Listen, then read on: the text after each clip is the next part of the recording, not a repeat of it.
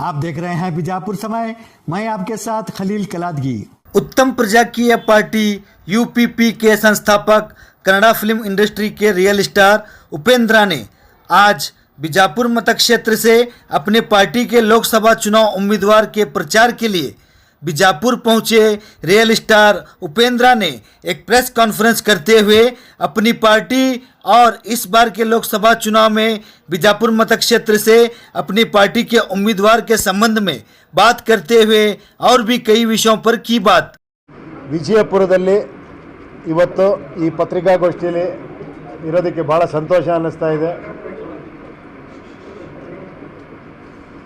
ಒಳ್ಳೆ ಊಟ ಮಾಡಿಕೊಂಡು ಇವಾಗ ಒಳ್ಳೆ ಮಾತಾಡೋಣ ಅಂತ ಬಂದಿದ್ದೀವಿ. ನಮ್ಮ ಅಭ್ಯರ್ಥಿ ಇಲ್ಲೇ ಇದ್ದಾರೆ, ನೀವೇ ಇಂಟ್ರೊಡ್ಯೂಸ್ ಮಾಡ್ಕೊಳ್ಳಿ. ಎಲ್ಲ ಒಂದ್ಸತಿ ನೀವೇ ಮಾತಾಡಲ್ಲ, ಬರೀ ನಾನೇ ಮಾತಾಡ್ತೀನಿ ಅಂತಾರೆ. ಮಾತಾಡಿ. ಸರ್ ನಮಸ್ಕಾರ. ಎಲ್ಲ ಅಧಿಕಾರನೂ ಕೂಡ 5 ವರ್ಷ ಪ್ರಜೆಗಳೇ ಇಟ್ಕೊಂಡು ಕೆಲಸಗಾರರು ಇಟ್ಕೊಳ್ಳೋಂಥ ವ್ಯವಸ್ಥೆ ಇದು. ಸಂಬಳ ಕೊಟ್ಟು ಕೆಲಸಕ್ಕೆ ಇಟ್ಕೊಂಡಂಗೆ ಇರುತ್ತಿದ್ದು, ಇವರು ಆನ್ಸರಬಲ್ ಆಗಿರ್ತಾರೆ. ಈ ಥರ ಒಂದು ನಿಜವಾದ ಪ್ರಜಾಪ್ರಭುತ್ವದ ವಾಪಸ್ ತರೋದಕ್ಕೋಸ್ಕರ ಒಂದು ಪ್ರಯತ್ನ ಮಾಡ್ತಾ ಇದ್ದೀವಿ. ಅದೇ ಪ್ರಜಾಕೀಯ, ಅದೇ ಉತ್ತಮ ಪ್ರಜಾಕೀಯ ಪಕ್ಷದ ಇದು. ಈಗ 27 ಅಭ್ಯರ್ಥಿಗಳು ಆಲ್ರೆಡಿ ನಿಂತಿದ್ದಾರೆ. ಬಳ್ಳಾರಿ ಒಂದು ಕ್ಷೇತ್ರದಲ್ಲಿ ಬಿಟ್ಟು ಬೇರೆಲ್ಲ ಕಡೆ ಬಂದಿದ್ದಾರೆ. ಸೊ ಇದು ಒಂದು ನಿಜವಾಗ್ಲೂ ಇವರಿಗೆಲ್ಲ ಥ್ಯಾಂಕ್ಸ್ ಹೇಳಬೇಕು ಆ್ಯಕ್ಚುಲಿ. ಯಾಕಂದರೆ ಹೊಸದಾಗಿ ಬಂದಾಗ ಎಲ್ಲರಿಗೂ ಭಯ ಇರುತ್ತೆ, ಏನಾಗುತ್ತೋ ಎತ್ತಾನೋ. ಆಮೇಲೆ ನಾವು ಬೇರೆ ಸಭೆ ಸಮಾರಂಭಗಳು ಮಾಡಬೇಡಿ, ಖರ್ಚು ಮಾಡಬೇಡಿ, ಜನರ ಹತ್ರ ಡೈರೆಕ್ಟಾಗಿ ಎಷ್ಟು ಸಾಧ್ಯವೋ ಅಷ್ಟು ಹೋಗಿ ನೀವು ಅವ್ರ ಜೊತೆ ಬೆರೆತು ಈ ಪಾಂಪ್ಲೆಟ್ಸನ್ನು ಕೊಟ್ಟು ವಿಚಾರ ಹೇಳಿ ಅಂತ ಹೇಳಿದ್ದೀವಿ. ಬಟ್ ಆದರೂ ಹೋಪ್ಸ್ ಇಟ್ಕೊಂಡು ಇವರೆಲ್ಲ ಬಂದು ಯುವಕರು ಬಂದು ನಿಂತಿದ್ದಾರೆ. ಸೊ ನಿಮ್ಮ ಎನ್ಕರೇಜ್ಮೆಂಟು, ನಿಮ್ಮ ಬೆಂಬಲ, ನಿಮ್ಮ ಸಹಕಾರ ಎಲ್ಲ ಭಾಳ ಮುಖ್ಯ. ಸೋಷಿಯಲ್ ಮೀಡಿಯಲ್ಲಿ ತುಂಬ ಜನ ಸಪೋರ್ಟ್ ಮಾಡ್ತಿದ್ದಾರೆ. ನೋಡೋಣ ಏನು ಬದಲಾವಣೆ ಆಗುತ್ತೆ ಅಂತ. ಇಲ್ಲ ಸರ್, ಅವ್ರು ಏನು ಮಾಡ್ತಿದ್ದಾರೋ 72 ವರ್ಷದಿಂದ ಒಂದು ದಾರಿಲಿ ಬಂದಿದ್ದಾರೆ. ಅವ್ರಿಗೆ ಅವ್ರು ಕರೆಕ್ಟು. ಸೊ ನಾವು ಆ ದಾರಿಲಿ ಹೋಗ್ತಿಲ್ಲ ಸರ್, ನಾವು ವಾಪಸ್ ಪ್ರಜೆಗಳಿಗೆ ಬರ್ತಾ ಇದ್ದೀವಿ ಅಷ್ಟೇ. ಇದರಿಂದ ಏನಾದರೂ ಒಂದು ಸ್ವಲ್ಪನಾದರೂ ಬದಲಾವಣೆ, ಸಂಚಲನ ಏನು ನಿರೀಕ್ಷೆ ಇದೆಯಾ? ಎಷ್ಟು ಪರ್ಸೆಂಟೇಜ್ ವೋಟನ್ನು ನೀವು ಕ್ಯಾಪ್ಚರ್ ಮಾಡಬಹುದು ಅಂತ? ಇಲ್ಲ ಸರ್, ನೋಡೋಣ ಸರ್, ಎಲೆಕ್ಷನ್ ಆದ್ರ ಮೇಲೆ ಗೊತ್ತಾಗುತ್ತೆ ಅದು. ಈಗಲೇ ಈ ಒಂದು ಹಂತಕ್ಕೆ ಸ್ಟ್ರಾಟಜಿ ಒಂದು ಮಾಡ್ಕೊಂಡು ಬಂದಿರ್ತೀವಿ. ಇಲ್ಲ, ಖಂಡಿತ ತುಂಬ ಯುವಕರು ಬೆಂಬಲ ಕೊಡ್ತಿದ್ದಾರೆ. ಇವಾಗ ನಮ್ಮ ವೋಟ್ಸ್ ಆಗಿ ಬರ್ತಾವ. ಇಲ್ಲ ನಿರೀಕ್ಷೆ ಏನಿದೆ ಅಲ್ಲ, ಕೇಳಿ ಒಂದು ನಿಮಿಷ. ಇವಾಗ ನಮ್ಮ ಅಭ್ಯರ್ಥಿಗಳು ಈ ಥರ ಒಂದು ಕಾನ್ಸೆಪ್ಟ್ ಇಟ್ಕೊಂಡು ಹೋಗ್ತಿದ್ದೀವಿ ಅಂದರೆ, ಒಬ್ಬೊಬ್ಬ ಅಭ್ಯರ್ಥಿಗೆ ದಿನಕ್ಕೆ 150-200 ಫೋನ್ಗಳು ಬರುತ್ತೆ. ಎಲ್ಲ ಹುಡುಗರುಗಳು ಅವ್ರೇನು ಹೇಳ್ತಾರೆ ಅಂದರೆ, ಸರ್ ನಮ್ಗೆ ₹1 ಬೇಡ ಸರ್, ನಾವು ನಮ್ಮ ಏರಿಯಾದಲ್ಲಿ ನಾವು ಈ ಪ್ರಚಾರ ಮಾಡ್ತಾ ಇದ್ದೀವಿ, ನಿಮಗೆ ನಮ್ಮ ಬೆಂಬಲ ಇದೆ ಅಂತ ತುಂಬ ಜನ ಯುವಕರು ಮುಂದೆ ಬಂದಿದ್ದಾರೆ ಸರ್. ಅಲ್ಲ, ಉಪೇಂದ್ರ ಅಭಿಮಾನಿಗಳು ಉಪೇಂದ್ರ ಪರ ಪ್ರಚಾರಕ್ಕಿಂತ ಮತವಾಗಿ ಪರಿವರ್ತನೆ ಆಗ್ತಾವಾ ಸರ್? ಅದು ನನಗೆ ಎಲೆಕ್ಷನ್ ಮುಗಿದ ಮೇಲೆ ಗೊತ್ತಾಗುತ್ತೆ ಸರ್. ಅದು ಎಲೆಕ್ಷನ್ ಮುಗಿದ ಮೇಲೆ ಅಲ್ವ ಸರ್ ಕರೆಕ್ಟಾಗಿ ಗೊತ್ತಾಗೋದು. ಈಗ ಬಿಜಾಪುರಕ್ಕೆ ನೀವು ಇಲ್ಲಿ ಸರ್ ಆ್ಯಕ್ಚುಲಿ ಮಾನದಂಡ ಏನಂದರೆ ಫಸ್ಟು ಒಳ್ಳೆಯವರಾಗಿರ್ಬೇಕು ಸರ್. ಅದಕ್ಕೊಂದು ಮಿಷಿನ್ ಕಂಡುಹಿಡಿದಿಲ್ಲ ಸರ್, ಅದು ದೊಡ್ಡ ಪ್ರಾಬ್ಲಮ್. ಏನಂದರೆ ಹಾನೆಸ್ಟಿನ ಚೆಕ್ ಮಾಡೋದಕ್ಕೊಂದು ಮಿಷಿನ್ ಕಂಡುಹಿಡಿದ್ಬಿಟ್ರೆ ಭಾಳ ಚೆನ್ನಾಗಿರೋದು. ಸೊ ಇನ್ನೊಂದು ಸಿಂಪಲಾಗಿ ಹೇಳ್ತೀನಿ ಸರ್, ಯಾವುದೋ ಒಂದು ಕಂಪ್ನಿಗೆ ಹೋಗಿ ಕೆಲಸಕ್ಕೆ ಸೇರ್ಕೊತೀರಾ, ನೀವು ಹಾನೆಸ್ಟಾಗಿ ಕೆಲಸ ಮಾಡ್ತೀರಾ ಅಂತ ಕೇಳ್ತಾರಾ ಸರ್? ಕೇಳಲ್ಲ. ಅವರೊಂದು ರೂಟ್ ಮ್ಯಾಪ್ ಹಾಕ್ಬಿಟ್ಟಿರ್ತಾರೆ. ನೋಡಪ್ಪ, ಹಿಂಗೆ 9 to 6 ಹಿಂಗೆ ಕೆಲಸ ಮಾಡಬೇಕು, ಹಿಂಗೆ ರಿಪೋರ್ಟ್ಸ್ ರೆಡಿ ಮಾಡಬೇಕು, ಈ ಥರ ಟೈಮ್ ಲೈನ್ ಇರುತ್ತೆ, ಈ ಥರ ಟಾರ್ಗೆಟ್ಸ್ ಇರುತ್ತೆ, ಇದನ್ನು ಫಿನಿಷ್ ಮಾಡಲೇಬೇಕು, ಮಾಡಲಿಲ್ಲ ಅಂದರೆ ನಿನ್ನ ಕೆಲಸದಿಂದ ಕಿತ್ತಾಕ್ತೀವಪ್ಪ ಅಂತಾರೆ ಅಲ್ವಾ ಸರ್? ಅಲ್ಲೆಲ್ಲ ಕರೆಕ್ಟಾಗಿ ಕೆಲಸ ಮಾಡ್ತಾರೆ, ಯಾಕಂದರೆ ಇಲ್ಲಾಂದ್ರೆ ಕೆಲಸ ಹೋಗ್ಬಿಡುತ್ತೆ ಅಂತ. ಹೌದು ಸರ್. ಸರ್ ಖಂಡಿತ ಎಲ್ಲೆಲ್ಲಿ ಸಾಧ್ಯವೋ ಅಲ್ಲಿ ಮಾಡ್ತಾ ಇದ್ದೀನಿ. ಒಂದು ಇಂಪಾಸಿಬಲ್ ಆ್ಯಕ್ಚುಲಿ, ಯಾರೇ ಆದರೂ ಕೂಡ ಎಲ್ಲ ಜನಗಳನ್ನೂ ಡೋರ್ ಟು ಡೋರ್ ಮಾಡೋದು ತುಂಬ ಕಷ್ಟ ಇದೆ ಸರ್. ಯಾಕಂದರೆ ಒನ್ ಟೈಮ್ ಇತ್ತು ಜನಸಂಖ್ಯೆ ಕಡಿಮೆ ಇದ್ದಾಗ ಆಗೋದು. ಬಟ್ ಇವಾಗ ಅದಕ್ಕೋಸ್ಕರನೇ ಟೆಕ್ನಾಲಜಿ ಬಂದಿದೆ, ಮೀಡಿಯಾಗಳು ಬಂದಿದೆ, ಸೋಷಿಯಲ್ ಮೀಡಿಯಾ ಬಂದಿದೆ, ಒಬ್ಬೊಬ್ಬರ ಕೈಲಿರೋ ಮೊಬೈಲ್ಗಳು, ನ್ಯೂಸ್ ಪೇಪರ್ಗಳು, ಟಿವಿಗಳಾಗೋಗ್ಬಿಟ್ಟಿದ್ದಾವೆ. ಸೊ ಖಂಡಿತ ಹಳ್ಳಿಲೂ ಕೂಡ ಏನೋ ಆ ಟೆಕ್ನಾಲಜಿ ಬಂದಿದೆ.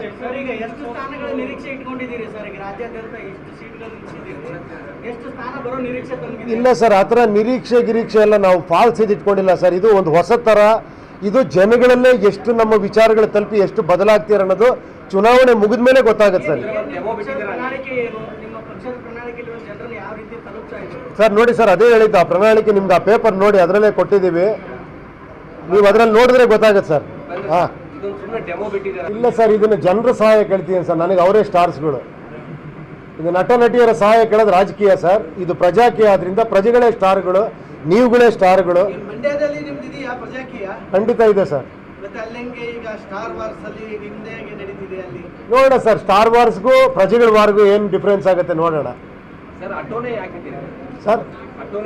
ಆಟೋ ಒಂದು ಕಾಮನ್ ಮ್ಯಾನ್ ಏನೋ ಸಿಂಬಲ್ ಅದು ಆ್ಯಕ್ಚುಲಿ. ಏನು ಹೇಳಿ, ಪ್ರತಿಯೊಬ್ಬರು ಯೂಸ್ ಮಾಡೋ ಅಂಥದ್ದು. ಏನು ಹೇಳಿ 3 ಚಕ್ರದ ಶ್ರೇಷ್ಠ ವಾಹನ ಇಡೀ ಕರ್ನಾಟಕದಲ್ಲಿ ಎಲ್ಲ ಕಡೆ ಕಾಣಿಸುವಂಥದ್ದು ಇದು.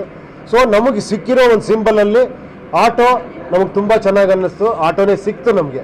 ಸೊ ಅದಕ್ಕೋಸ್ಕರ ಆಟೋ ಇತ್ತು. ಪರಮೇಶ್ವರ ರಕ್ಕವಿ ಅಂತ ಸರ್, ಗುರುಬಸವ ಪರಮೇಶ್ವರ ರಕ್ಕವಿ ಎಡಿಟರ್ ಆಗಿ ವರ್ಕ್ ಮಾಡ್ತಾ ಇದ್ದೀನಿ ಸರ್ ನಾನು. ಹೌದಲ್ಲ, ಸೊ ಇವಾಗ ನಾನು ಬಂದ್ಬಿಟ್ಟು ಏನೋ ಚೇಂಜ್ ಮಾಡ್ತೀನಿ, ಅದನ್ನ ಮಾಡ್ತೀನಿ, ಇದು ಮಾಡ್ತೀನಿ ಅಂತ ಅನ್ನೋದು ಅದೊಂದು ಕಲ್ಪನೆ. ಸೊ ಇವಾಗ ಜನರಿಗೆ ನಮ್ಗಿಂತಲೇ ಜಾಸ್ತಿ ಜನರಿಗೆ ಗೊತ್ತು ಏನು ಚೇಂಜಸ್ ಆಗಬೇಕಾಗಿದೆ ಅಂತ. ಹೌದಲ್ಲ, ಸಮಸ್ಯೆ ಏನಾಗಿದೆ, ಸೊ ಅದಕ್ಕೆ ಪರಿಹಾರ ಏನು ನಮ್ಗಿಂತಲೇ ಜಾಸ್ತಿ ನಿಮಗೆ ಗೊತ್ತಿರುತ್ತೆ. ಹೌದಲ್ಲ, ಸೊ ಅದಕ್ಕೋಸ್ಕರ ನಾವೇನು ಮಾಡಿದ್ವಿ ಅಂತಂದ್ರೆ ಪ್ರಣಾಳಿಕೆ ಬಿಡುಗಡೆ ಅಂತ ಕೇಳ್ತಾ ಇದ್ರೆ, ಪ್ರಣಾಳಿಕೆ ನಾವೇನು ಮಾಡಿದ್ವಪ್ಪ ಅಂತಂದ್ರೆ ಇದು ನೋಡಿ ಸಿಂಪಲ್ ಆಗಿ ಪ್ರಣಾಳಿಕೆ ನೀವೇ ರೆಡಿ ಮಾಡಿಕೊಡಿ. ಸೊ ಇವಾಗ ನಾವು ಮಾಡಿದ್ರೆ ಅದನ್ನ ಮಾಡ್ತೀವಿ ಇದನ್ನ ಮಾಡ್ತೀವಿ ಅಂತ ಹೇಳ್ತೀವಿ. ಸರ್ ಏನು ಮಾಡ್ತಾರೆ, ಅಲ್ಲಿ ಯಾವ ಕೆಲಸ ಆಗುತ್ತೆ ಇಲ್ಲ ಅಂತ ಗೊತ್ತಿಲ್ಲ. ಬಟ್ ನಾವೇನು ಮಾಡಿದ್ವಪ್ಪ ಅಂತಂದ್ರೆ ಪ್ರಣಾಳಿಕೆಯಲ್ಲಿ ನೀವೇ ನಿಮ್ಮ ಸಮಸ್ಯೆಗಳೇನು, ಪರಿಹಾರ ಏನು ಎಲ್ಲ ಏನು ಮಾಡಿದ್ವಿ ನಿಮಗೆ ಮುಂದೆ ಕನ್ನಡಿ ಮುಂದೆ ಇಟ್ಟಿದ್ದೀವಿ ಸರ್. ಸೊ ಇದು ವರ್ಕ್ ಯಾವ ಥರ ಮಾಡ್ತಾ ಇದೀವಿ ಅಂತ ಇದರಲ್ಲಿ ಪಾಂಪ್ಲೆಟ್ಸ್ ಎಲ್ಲ ಇದೆ, ಅದನ್ನು ಕೂಡ ನೀವು ಪ್ರತಿಯೊಬ್ಬರು ಇದನ್ನು ನೋಡ್ಬೇಕು ಸರ್.